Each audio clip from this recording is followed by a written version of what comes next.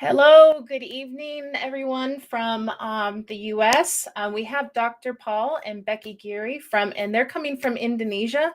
I have to let you guys know we're a little bit late because the internet signal was not working because we are streaming live. So welcome, Dr. Paul, and I know Becky's in there somewhere, but welcome. Thank you for doing this. So why don't you go ahead and introduce yourself for like just a couple sentences about yourself and about Becky? Sure. Welcome to everyone, and thank you for this invitation opportunity to be on with you. Yeah, my name is Paul Geary. I was born in Minnesota, USA.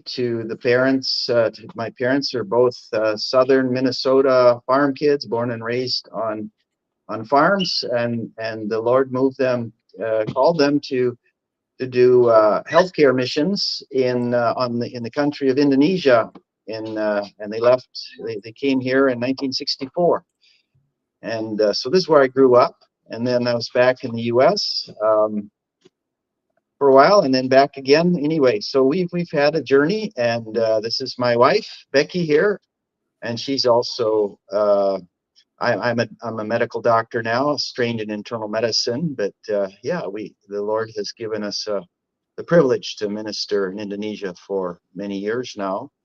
And Becky also has an interesting background. Go ahead, Becky. Yes, I grew up also in a foreign country, you could say, in Argentina. I consider that to be my home country. My parents were church planters, actually, there. So I lived there almost until I graduated from high school. Perfect. Thank you very much.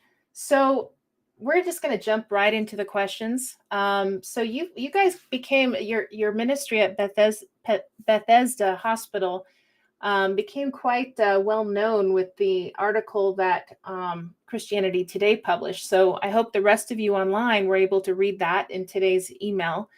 Also, before we jump into the questions, I want, if you yourself are watching and you would like to put questions or comments in the chat, you're not interrupting when you do that. We want to engage with you. You can talk to us and we'll answer your questions. So we'll be moderating that. So in 2015, before the Christianity Today article, there was another article published on our website at worldventure.com. And it shed light on the legacy of your father's work in Indonesia during a time when the hospital was, according to the article, no more than a few wooden buildings in a primitive jungle. According to the same article, your family survived a communist guerrilla uprising and something about head hunting, blood drinking, and liver eating that was very intriguing to read in that article. So the question is really two-part. What was it like growing up in that environment as a child? And in what ways did it inspire you to become a doctor in Borneo? Yeah, those are the kind of stories that do dramatic stories that draw people's attention, or that stick in your memory, that often get told. But what I remember as a child is a fairly, I don't know, it seemed like my family was typical, and my most important goals were, to play and be with my friends and win all the arguments and do the fun things. And that's the life I lived. I didn't have much to compare with, except when we would go back to the U.S. every 4 to 5 years for a home leave, and then that would be kind of the stressful cross-cultural experience for me that actually has more. I remember I have a few personal sort of brain images of that uprising you mentioned, but and I could tell my parents were very, very stressed. They worked hard, as most parents do, to be appropriate and protect their children from things they don't need to know. So I heard about a lot of it actually afterwards. But I remember more stressful things when I was on home leave in the U.S. That kind of more impressions there. Otherwise, yeah, I feel that my experience was my parents. They did okay, and they created a healthy home life, and that's my brother and I, that was a real blessing, and that made our childhood a good time. And not until we got back to the U.S. we realized it was quite different and unique. Yeah. Would you mind explaining how, when you say it's quite different and unique, would you mind explaining maybe an example of that? Well, the surrounding, we lived in a rainforest jungle just right on the equator. Lots of rainforest animals at the time we were growing up still. Hornbill birds flying, and orangutans and Borneo bears and wild pigs in the jungle. We didn't see a lot of that. Every once in a while we get a glimpse. The huge trees. We climbed a banyan tree in our backyard, this massive, huge multi-trunk tree, built a playhouse at the top. Couple of the kids in the missionary families fell out and broke an arm. We swam in the river behind our house every day after school for 2 or 3 hours, jumping out of a tree into the deep part of the river. You try and avoid the sticks somewhere and figure out where those were first before you jumped, because they would always move after a flood. You knew to go down and swim around and find the open spot to jump into. And a little bit later on, a good missionary friend gave my parents a canoe, and then my brother and I and a couple other young boys, we learned how to paddle a canoe, and we went way up the river on Saturdays and down the river. And so hiking in the woods, we had contests collecting rubber nuts. You can go online, you can see what a little rubber nut look is. They're kind of very unique and fun. You collect them, and we had huge bags, and then we used the rubber nuts in little as money, and it's a small school, very small school, kind of like a one-room schoolhouse experience, playing with the nearby village friends. You realize that's never see snow, it's just rainy season, dry season. It takes 12 hours to go to the nearest grocery store, in a four-wheel drive Jeep with a winch, and you get stuck for several hours, and you pull over some telephone poles, and then finally you find a good enough tree that's strong enough to get your Jeep out of the mud. And you're just watching Dad, and you're tired, you're hot, you're muddy, and then you get to the grocery store and you buy some groceries, and then you get back to the U.S. and go, oh, yeah, I guess that's a little bit different than kind of the experience most people have here. So there we go. So how did you and Becky meet? Well, I'll leave that story for Becky to tell her version. I get that a lot when I have couples on, and I ask how did they meet. It's always, well, why don't you explain? Go ahead. So we were both going to school at Bethel University. At that time, it was Bethel College in St. Paul, Minnesota. And I don't think we would have met at the college itself, because Paul, all of his classes were in the science wing, and all of my classes were in the humanities.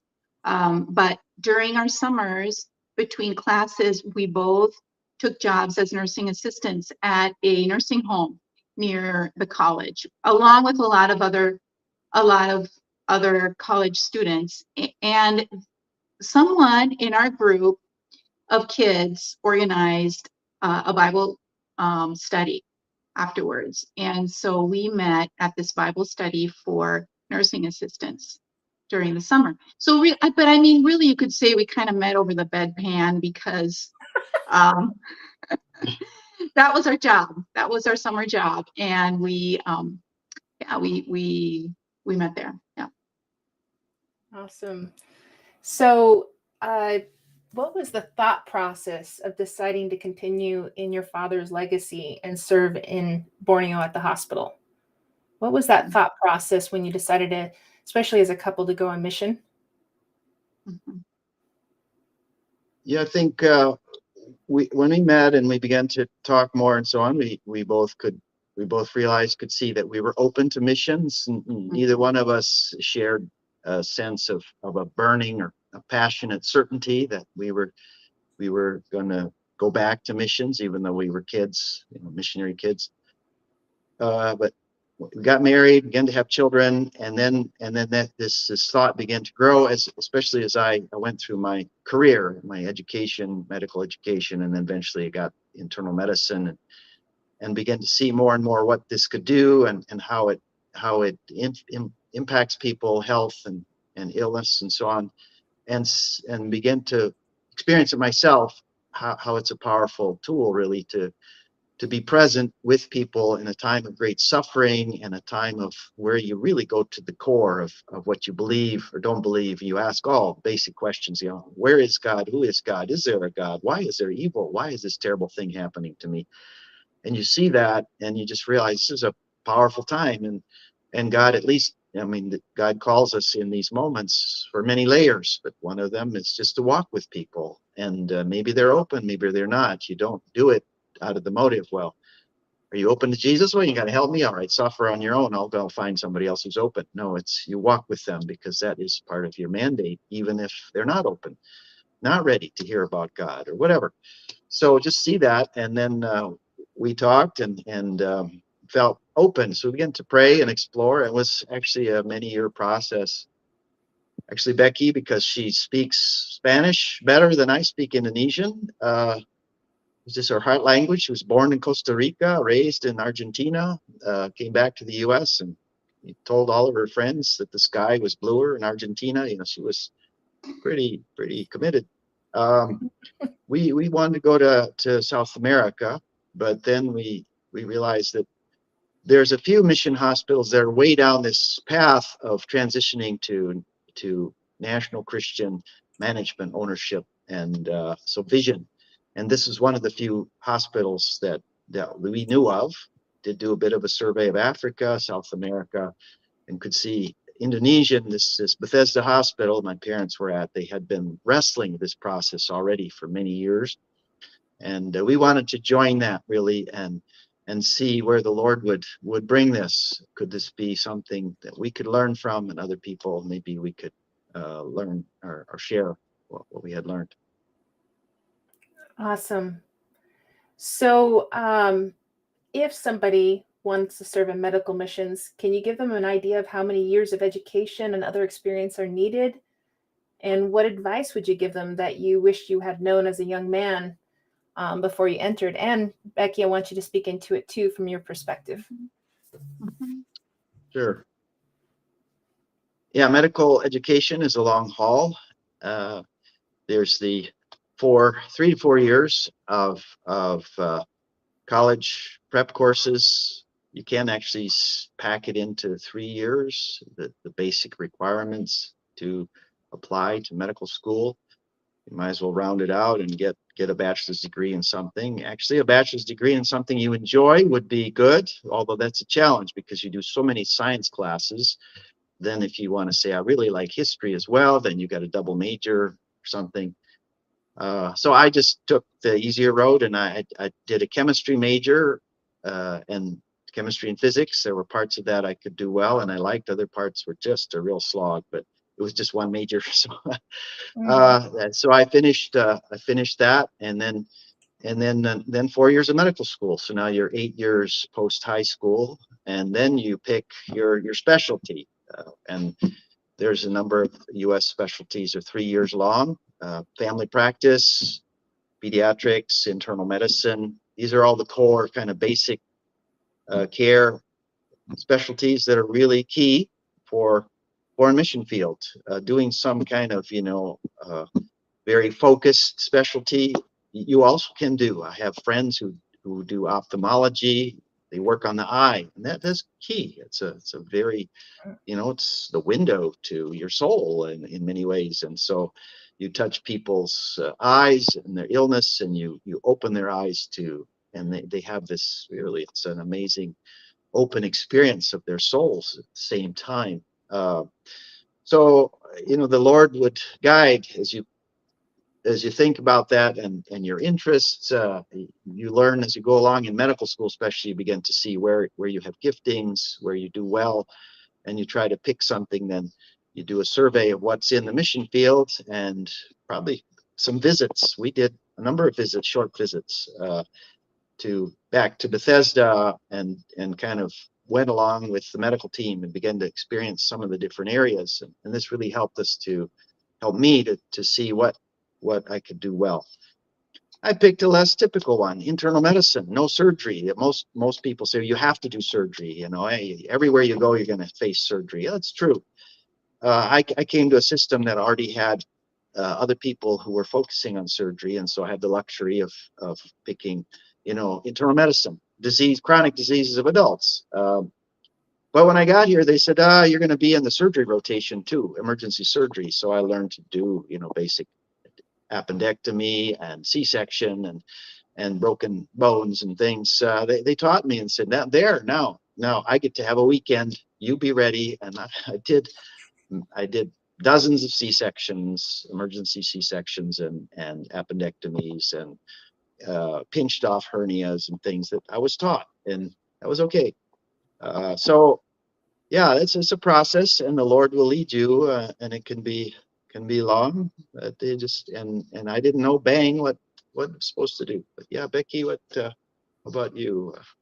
So it is a long process.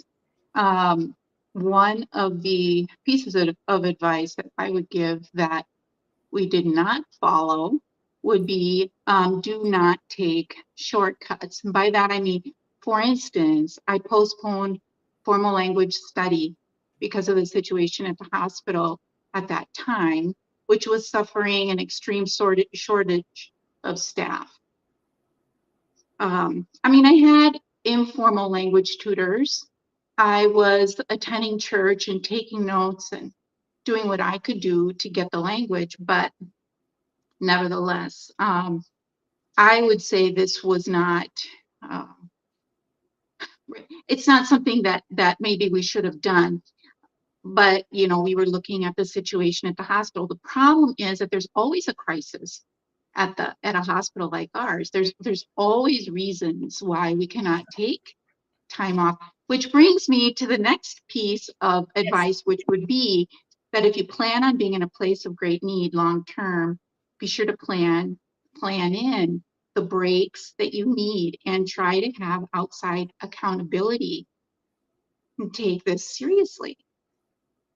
Yeah, and you can't take a break on site or anywhere within half an hour of that type of thing. And you know, a healthcare facility is always in crisis. Somebody is always dying, unfortunately, and there's a question, if we just get one more person in here, another set of eyes, maybe we can tip the path, you know, tip the scale back or not.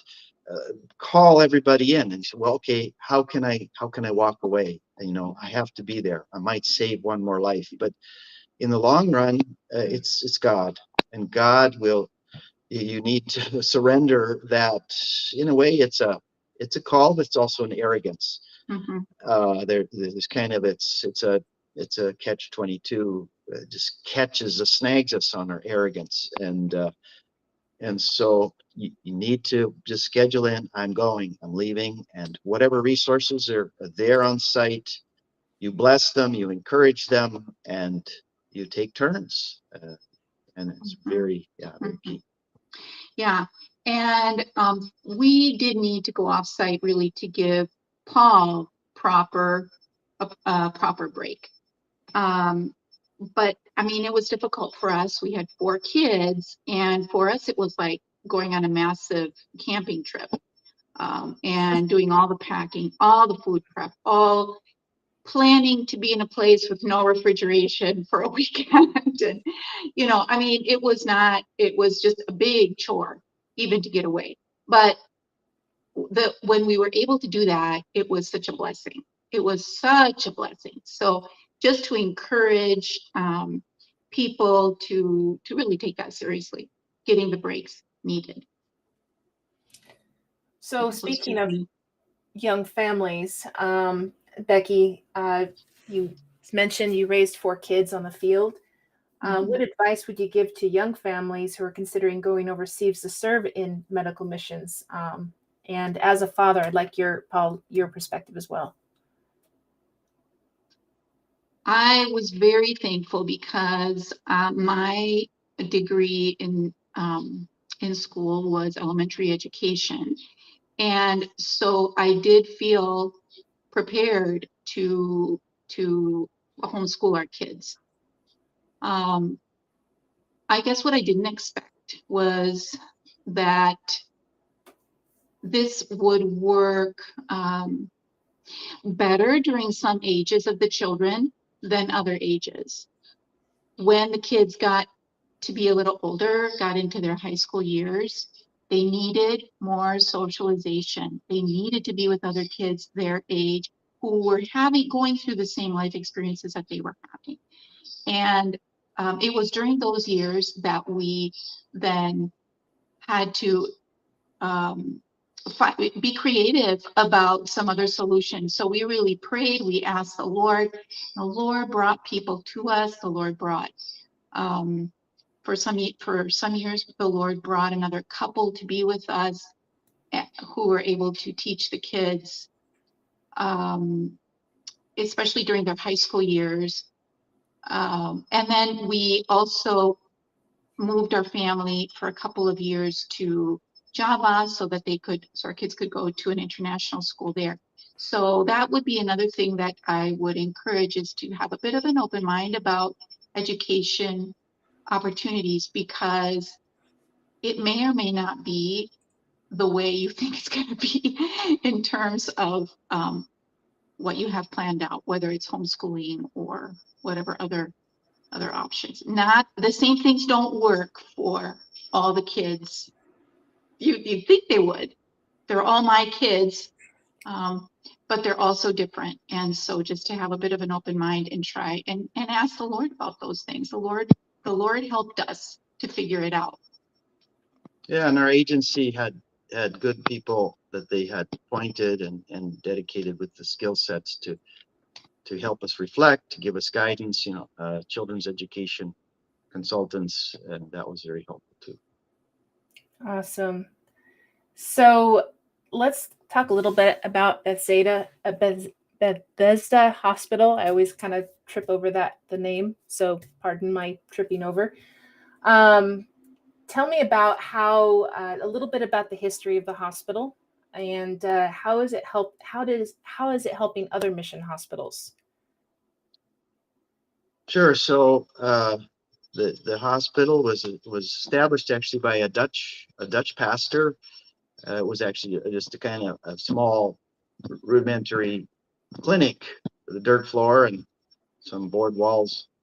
And this pastor was doing church planting, and then he was trying to do a little bit of learn some skills on treating malaria, parasites, intestinal parasites and things. And the people learned that, this was a pastor with some extra skills and help. Then he had to move on, and then this whole effort got passed over to WorldVenture, which at that time was a Conservative Baptist Foreign Mission Society, and then they began to send missionaries, first the evangelists, and several years later, then the medical team, including my parents and others, arrived and began to develop the healthcare side, and over time, then that became then a hospital, and they just kept pressing forward. And that was not easy. There were times when it seemed like it was over. It was moments of great discouragement and crisis, internal crisis. There was external crises. It seemed like it was going to shut down. Financial issues, government regulations that couldn't be fulfilled anymore. That communist uprising event, everything shut down. Then there were some big tribal genocidal waves that went across, and then no patients would come for 3 months, and you couldn't meet salary. Those kinds of minor things. But the Lord just kept on. The people would just make a step and pray and say, "Lord, is this it? Okay, we can. Here's the door is open a bit. We'll just pass through to the next door." And God has kept the door open. So Bethesda Hospital is a classic or legacy sort of mission hospital. The focus is to support church planting, to give that Jesus went about, it says in Luke, to the places of worship, preaching and teaching about the kingdom of God, and healing every sickness, disease, and spiritual oppression that he found. This is the powerful combination that our master modeled for us, and that it's good if we can continue. It's not just healthcare, but it's the touching of spiritual blindness. It's the needs of orphans, widows, HIV, people with identity, gender identity crises, and social dysfunctions and broken families and addictions. This is what Jesus wants us to do as we proclaim his kingdom. The kingdom is the wonderful news of freedom, but it's every kind of freedom. It's the ultimate freedom, peace with God. You know your master, your savior. You're going to be with him someday, but he blesses us with this mandate. Touch the world you're in, touch this broken world, cast the light, show everyone else, how this has changed you. So we do that through these other things. So that's this type of legacy model. It's focused on the poor, on the needy, and so it's a deficit model. Healthcare, I pick some other format. Education is much easier to finance, or orphanages, much easier to raise money and keep them going. To finance a hospital long-term in a deficit mode is the most difficult thing to do. In the end, it's temporary. You can only do it so long, and then eventually what happens is the founder passes on, and that bright burning torch and passion then is spread around to a number of people. But yeah, the Lord chooses not to keep it going, or the government steps in and surrounds that hospital, meets all the needs. You can have a huge party and celebration, close, turn it into a school. Or you get swallowed up in a massive suburban expansion of a city nearby, and it happens to be all wealthy people, and all the poor people are pushed out. And now your hospital, you sell the campus, you do whatever. Anyway, so a legacy mission hospital is a bridge. You're waiting for the government to show up. You're waiting for development in your country in a deficit mode. This is very difficult to keep it running. But as long as the Lord gives you the way forward, you run. And eventually then you have to move into some of these other solutions, hybrids, and look at what is the need as it develops around you.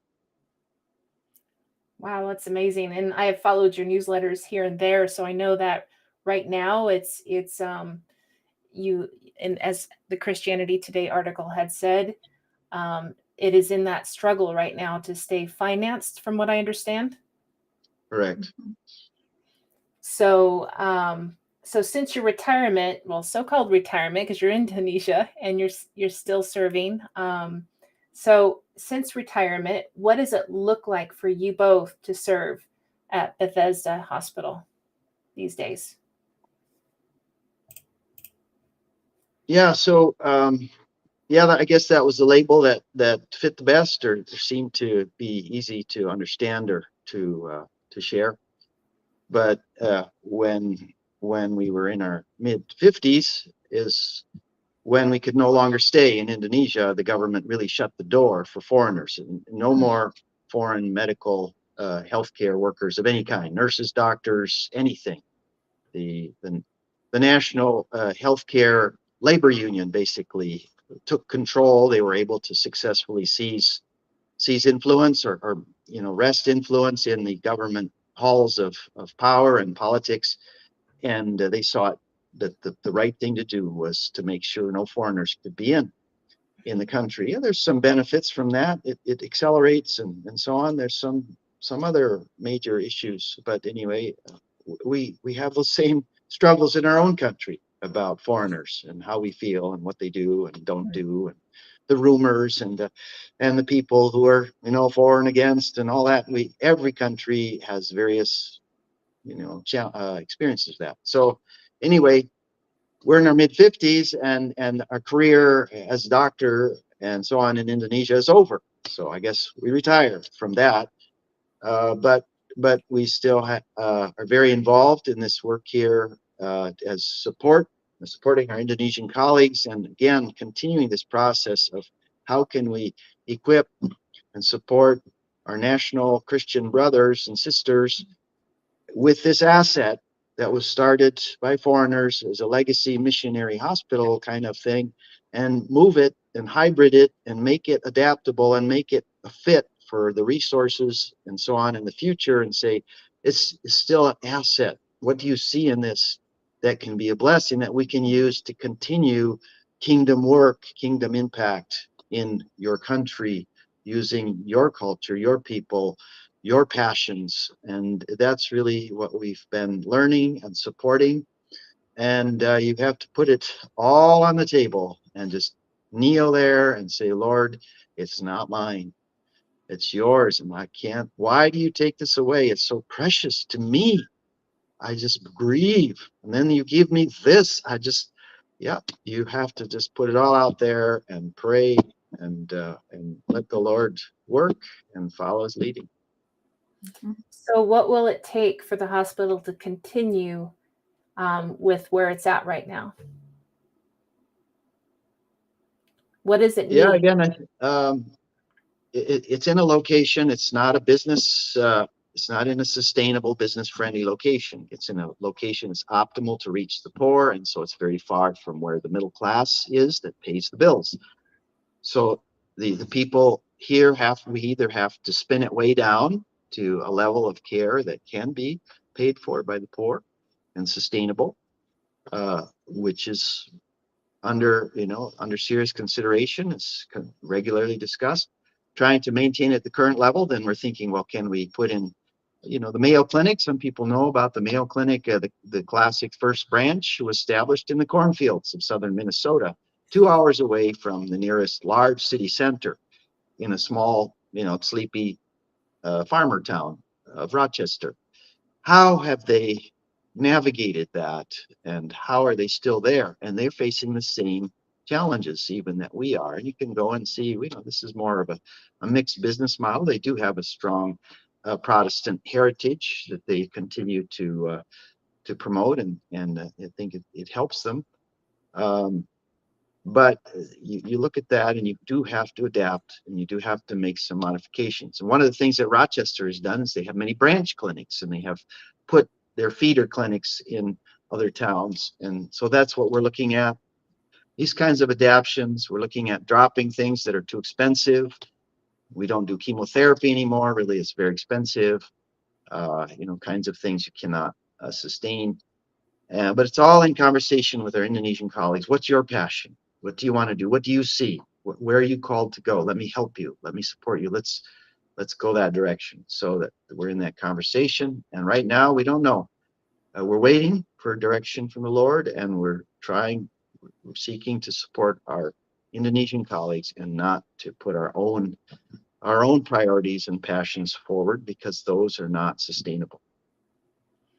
So if anyone out there is wishing to give financially to support the hospital, I did share a link to all the different projects that are under Bethesda. But which one is the most needed one? You've got Bethesda Hospital, the Dorcas Fund, Bethesda Ministry of Staff Education. You've got hospital buildings and infrastructure and nursing and ministries in general, hospital equipment. Do you have a particular preference where if someone wanted to support something that's really necessary right now? Yeah, for this next 12 months, the priority would be to put it in the one called General Fund, and that's the one that's kind of the least designated. We would use that to focus on more of the immediate. What kind of tactical changes do we need to make at this time? If we say we need to drop a division and let a large portion of our staff go, we bless them. We have some funds to bless them with a severance package. We have some money to build a clinic somewhere else, kind of to reinvest or prepare for a repositioning of the ministry focus. So the general fund could be is very useful right now. The Dorcas Fund, which is for these poor patients. Again, that's any of the subsidy care that we continue to provide. Then the Dorcas Fund would would be how we would channel that and give our poor patients really more value and more support, more attention than they can afford or we can afford, because we can subsidize it with donations. And that is very helpful. You know, if we had time, I could tell a short story Yes, about that. please. But, Yeah, please go ahead. okay. I was in the village where I grew up, over the ridge here, 15 minutes away, the first hospital site. Now we're in the new site that's been here for 50 years. We're celebrating that this month. I had to go over there and visit one of my good friends and talking, and then I'm leaving the house, and the neighbor, oh, it's the doctor, it's the doctor. So they came like, can you come? We have our little girl. So I walked in. It's a Muslim household.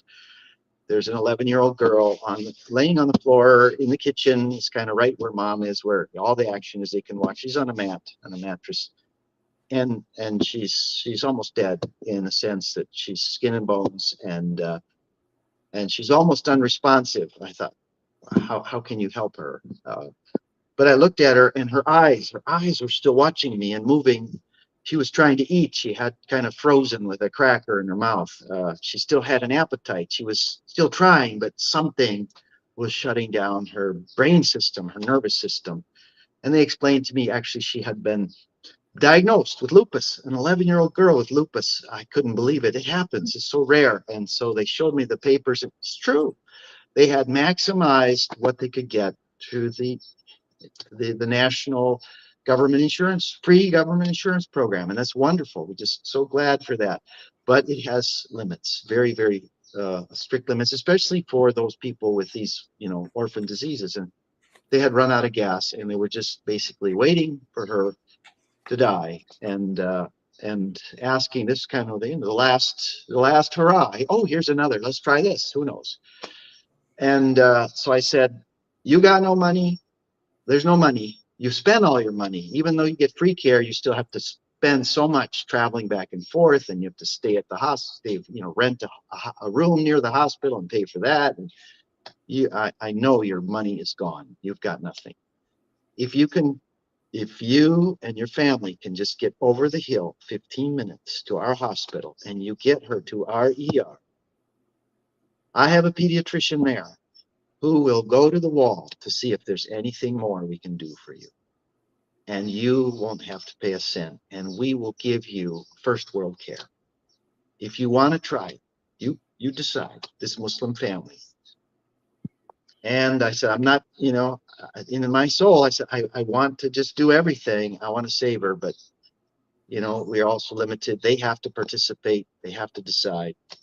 So then I went home and I waited. And 3 days later, they called me from the ER. This girl is here. Who is this? They said, you sent her. What are we supposed to do?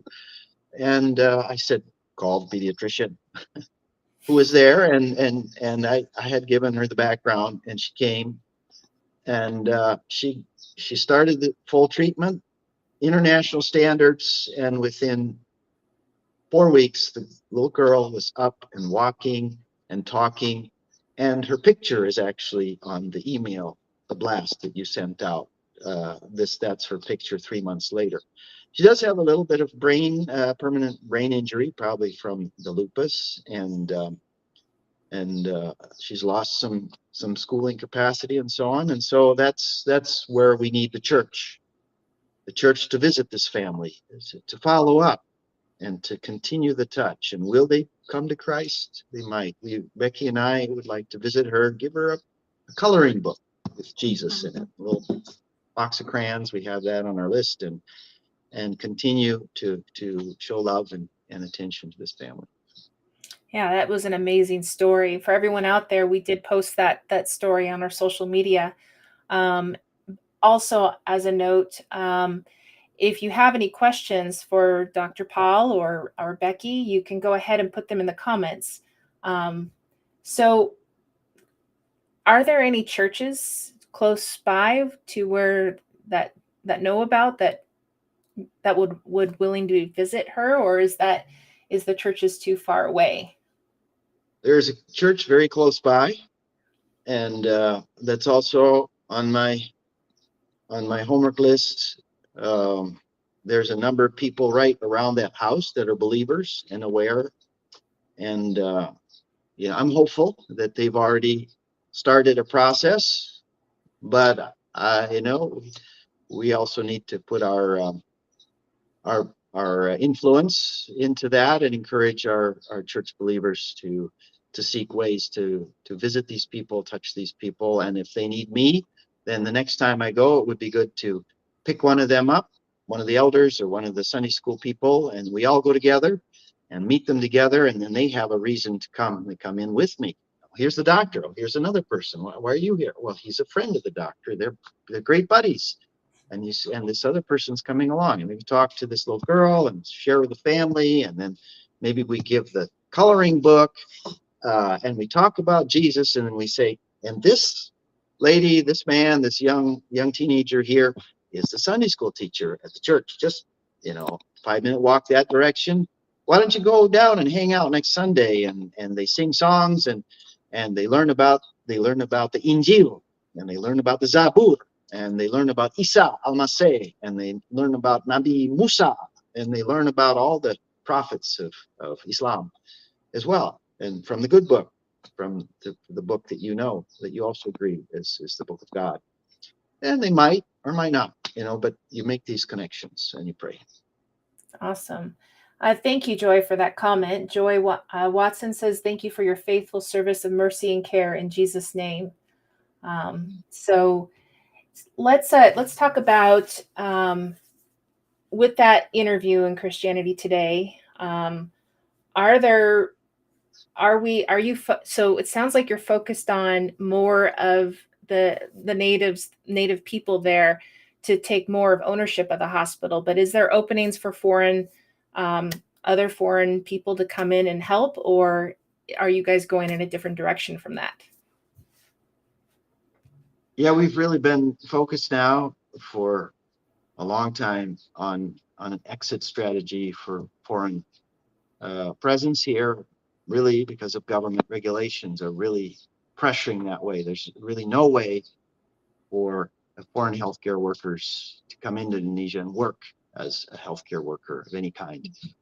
There are still narrow doors to come in as teachers, as teachers of English, for instance, or you can come in as a holy worker, actually, interestingly enough, under the Indonesian religion department. We have a number of our missionaries coming in as a worker of holy religious worker. There are doors into the country where you can continue to serve. Our particular region, we could consider that if someone is really called to moving to be in this particular part of Indonesia. But really, the church is quite highly developed in our area. Many other foreign missionary agencies besides WorldVenture, the Lord brought into this region of West Kalimantan, and so the church is quite robust, and the time is now to advocate, equip, and encourage our Indonesian believers to move to the front of the bus. And we're in the back, and we're encouraging, partnering, and being under them and learning to serve them. Awesome. So before we get into our other topics, do you have a prayer or two or so that you would like our audience who's watching today to pray for the hospital or for you both? Yeah, we're personally in transition in our own lives out of this, in a way, out of this this realm and this service, and it's really hard to let go when you've put in 20 full-time years and so on. But that we keep asking that question, seem to keep getting this answer of commute from the U.S., stay for a month or two, encourage, put out a couple of fires, bless, see where you can help, and then people say, "Oh, stay on. Wow, you're starting to do more. You're starting to have impact. You've lightened my load just a bit. doing these 2 months. Could you just keep going? And then I can drop that off of you. And you say, oh, I'm sorry, bye. So that is hard. It's so hard to do, but it seems to be what the Lord is putting us in. So we're just going, yeah. So for I guess stamina, or just to stay the course, and then know when, how to slowly keep marching back and letting go. That's really probably the biggest challenge, anguish, uh, especially for me, kind of re-engage. And then you see, wow, I could, if I just stayed a little longer, I could just pick this up now. I could do it. No. Gotta keep going with who can do this. If it doesn't, if there's nobody yet, then figure out how not to need to have it done. Got it. So if someone in the audience on Facebook could write out a prayer, just start it simple. Dear Lord, if I see that written out prayer, we may use it to close our time. So part of WorldVenture in Review is looking back on different topics that WorldVenture social media has brought up that you may have missed. So for instance, we have Brenda Allen in Guinea, who has reported recently on the New Testament recording and how that was all going. So as you serve with Bethesda, how do you make, you've shared a story about how to bring some of the church people around this young girl. How do you usually make disciples and share the gospel about in that region during your regular type of duties? Yeah, as I guess my experience and what I see is that sharing the gospel is a long-term process in which God touches people in a million ways, and you're part of that. But you touch them maybe 1,000 ways because you're focusing on them and you're walking with them in life. And then God flips the lights for them, and you're the one that God chooses to be there to lead them across the final threshold. It's a process, a long process. So when you become more engaged in support, administration, these kind of things, that opportunity to walk on a long journey with someone and then be there at the moment of their threshold crossing, it's very, very little. And then, yeah, there's, you can sort of say, I'm not really a true missionary because I don't ever, almost never see someone led to Christ, and almost never lead someone in the sinner's prayer. I'm not really at the front anymore, and it may be. Keep asking yourself, are you shortcutting out of that process? Are you, it's just convenient. It's a lot of hard work. So, well, I got so many other things. Or is that what God has called you to do? And you can celebrate how you are part of a huge support system. And there are people at the front, and they're the ones who tell the exciting stories and lead people across the threshold. But you are part of that team because it's a huge team effort. God touches people a million ways, and there's nobody in the world, almost nobody, that's going to be the full-time 100% person that starts the beginning and completes that task. It is a huge, long-term, massive team effort, and only God can put together that kind of team. You're part of the team. So occasionally I have led people across that threshold, but most of the time it's a process of being part of that team. And then, because we're here long term, then we hear the stories 20 years out, and people, yeah, I'm going to church now.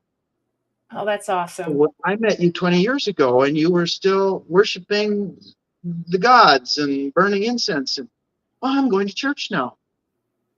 And you were part of that story because you helped us when we were sick 20 years ago. Okay. So those are the moments you just celebrate. Write them down. That's what I have learned. Write them down, because when you get discouraged and you start listening to those messages, I'm not a real Christian. I'm not a real missionary. I'm not at the front leading people across the threshold. Pull out those stories and say, this is God. It's not me. Look what God did. And I got to be a little tiny part of it. I got to be on the fly on the wall. And now I get to hear how God brought that person to Jesus.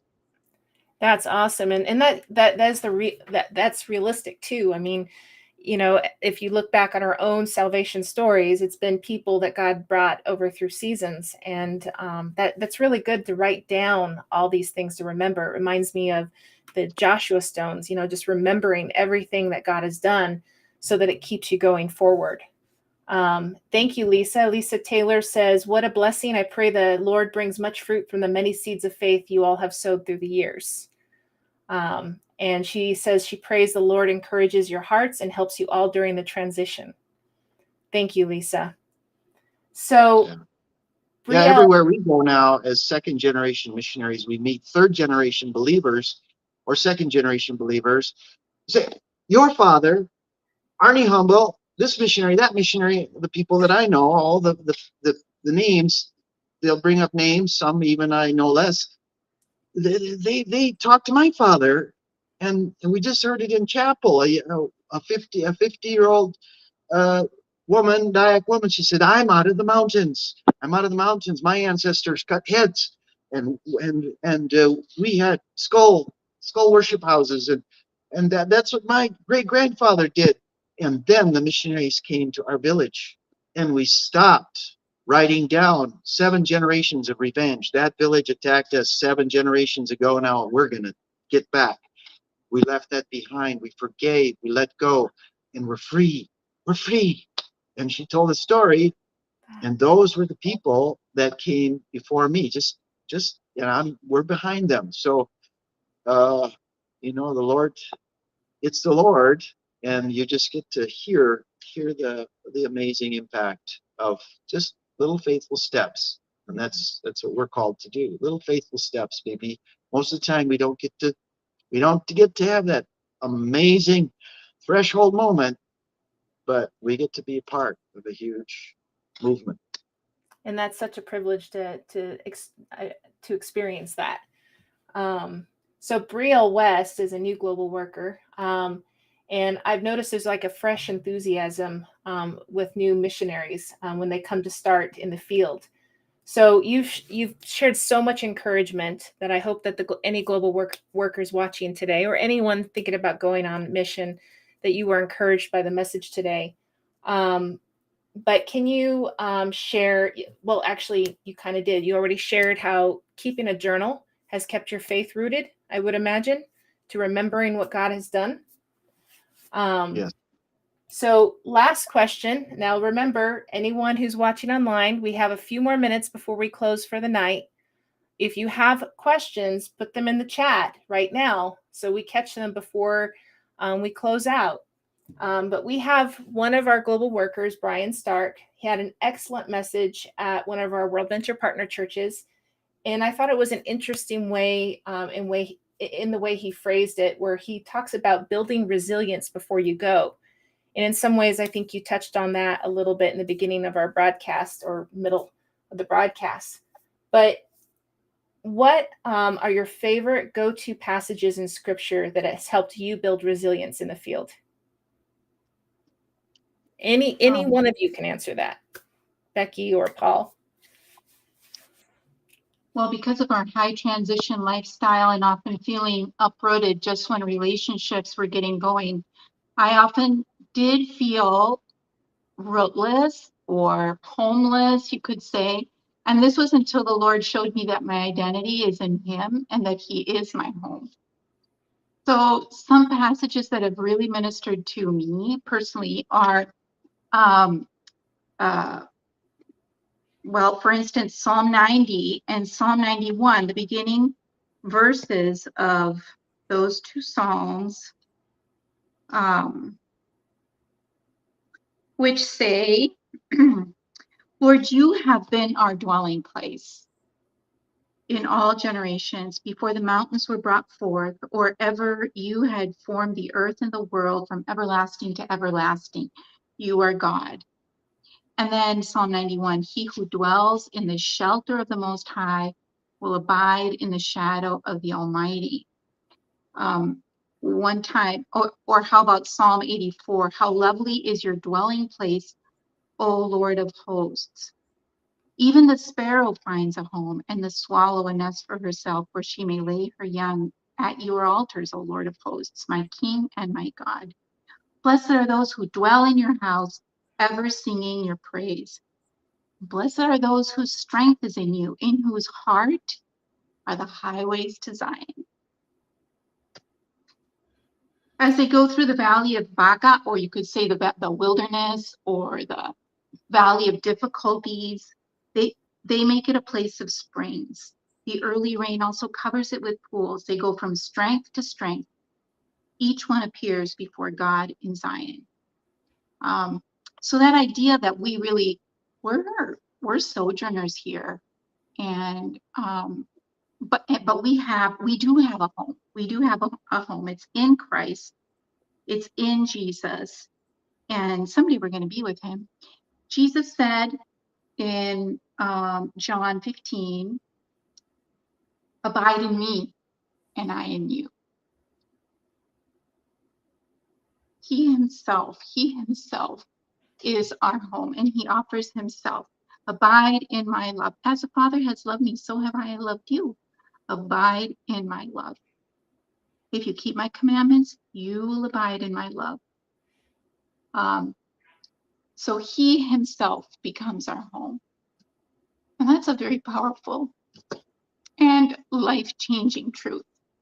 And so for whether you're in a place where you yourself are transitioning in and out, or whether other people around you are transitioning in and out, so those relationships get interrupted, we have a foundation, we have a place, and it's not visible, but it is real, and it's Jesus.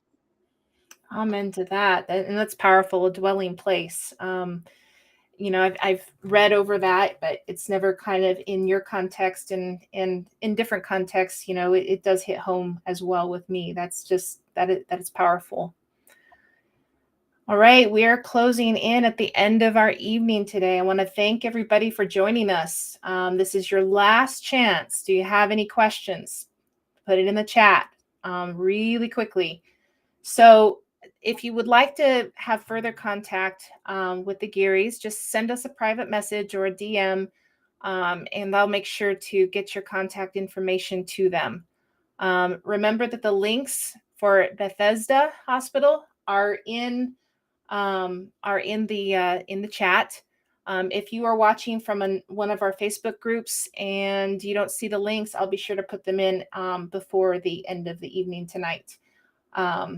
We have a user who's saying thank you for sharing, and it's probably from one of our groups because I can't see the name exactly. So, but yeah, I echo that. So thank you, Paul and Becky, for coming on tonight and sharing your stories, sharing your thoughts. Again, if anyone else would like to look into their work, just go to worldventure.com and you can look them up. The next live streams we will be doing will be Matt and Elizabeth Van Wart. That will be February 29th. And we have another Joshua project in WorldVenture Prayer Time on March 6th. And as well as we have the Johnsons from Austria, I believe it's March 8th. So hopefully we'll see you to the next live streams. Paul and Becky, stay on for a few minutes. Thank you, everybody. Mm-hmm.